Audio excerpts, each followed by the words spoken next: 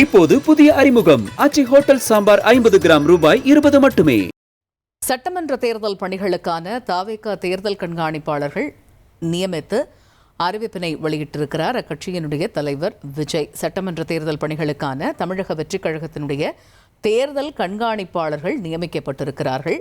முதன்மை தேர்தல் கண்காணிப்பாளர்களாக என் ஆனந்த், திரு செங்கோட்டையன், ஆதவ் அர்ஜுனா ஆகியோர் நியமனம் செய்யப்பட்டிருக்கிறார்கள். முதன்மை துணை தேர்தல் கண்காணிப்பாளர்களை நியமித்து தாவேகா தலைவர் விஜய் அறிவிப்பினை வெளியிட்டிருக்கிறார்.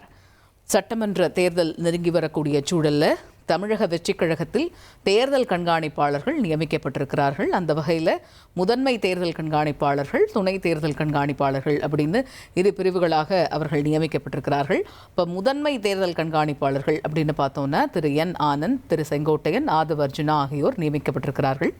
கூடுதல் விவரங்களை எமது செய்தியாளர் மணிகண்டன் விவரிக்க கேட்போம்.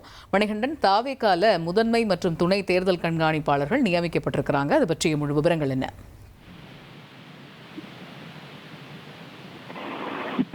ஒவ்வொரு சட்டமன்ற தேர்தலுக்குமே சட்டமன்ற தேர்தலை எதிர்கொள்ளக்கூடிய கட்சிகள் அதற்கான தேர்தல் பொறுப்பாளர்களை நியமிப்பார்கள்.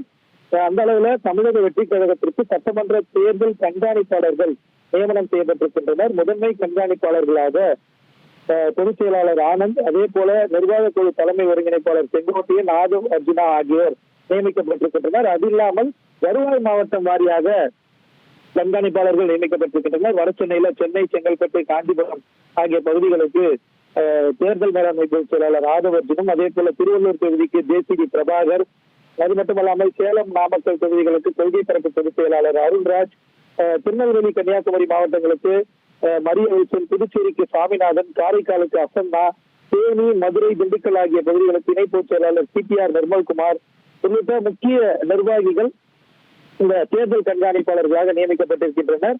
தேர்தல் கண்காணிப்பாளர்கள் நேரடியாக தலைவருடைய ஆலோசனையின்படி இயங்குவார்கள் எனவும், தலைமை கழக மைய தேர்தல் அலுவலகத்துல head quarter central war room துவங்கப்பட்டிருக்கிறது. அந்த துணையுடன் கட்சி அளிக்கக்கூடிய நெறிமுறைகளுக்கு உட்பட்டு செயல்படுவார்கள் எனவும் அறிவிக்கப்பட்டிருக்கிறது. மாவட்ட வாரியாகவும் தொகுதி வாரியாகவும் தேர்தல் முன் தயாரிப்பான பணிகளை, தேர்தல் கூட்டங்களை இவர்கள் ஒருங்கிணைந்து இந்த கட்சி பணிகளை நடத்துவார்கள், தேர்தல் பணிகளை மேற்கொள்வார்கள்.